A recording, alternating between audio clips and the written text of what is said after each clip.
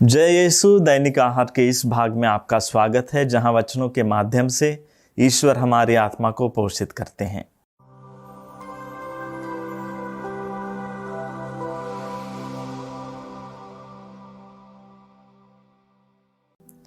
प्रिय भाइयों एवं बहनों, निकोदेमुस के बारे में हम जानते हैं। वह रात के अंधेरे में यीशु से मिलने आया था। जब वह यीशु से मिलता है तो वे उसे दोबारा जन्म लेने के लिए कहते हैं। यह दोबारा जन्म क्या है?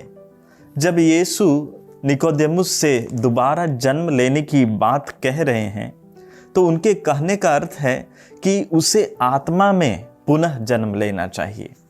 हम जानते हैं आत्मा में एक इंसान कब जन्मता है? बपतिस्मा के समय में।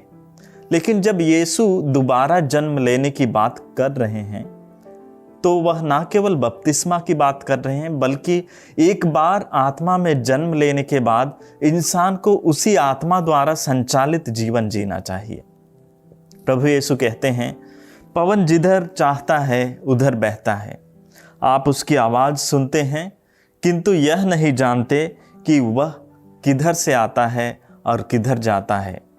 जो आत्मा से जन्मा है वह ऐसा ही है।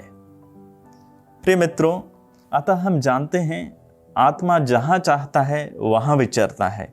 वह हमारी मर्जी के अनुसार नहीं विचरता। कहने का तात्पर्य है कि हम उसे नियंत्रित नहीं कर सकते, बल्कि वह हमारे जीवन को नियंत्रण में रखता है। दोबारा जन्म लेने का मतलब वही है, आत्मा के नियंत्रण में अपना जीवन बिताना।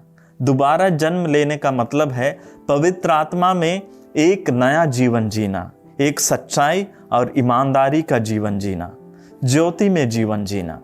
बपतिस्मा प्राप्त हम सब ने दोबारा जन्म लिया है, लेकिन हमारे सामने एक सवाल यह है कि क्या हम पवित्र आत्मा द्वारा संचालित जीवन जीते हैं, या हम आत्मा को भी अपने नियंत्रण में रखना चाहते हैं और अपने ही हिसाब से जीते हैं? क्या हम नई सृष्टि के समान एक नया जीवन, ज्योतिर्मय जीवन जीते हैं, या आज भी अंधकार की शक्ति में लिप्त जीवन जीते हैं?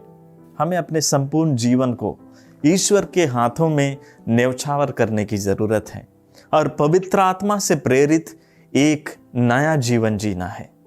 आइए हम इस कृपा के लिए प्रार्थना करें। आमीन।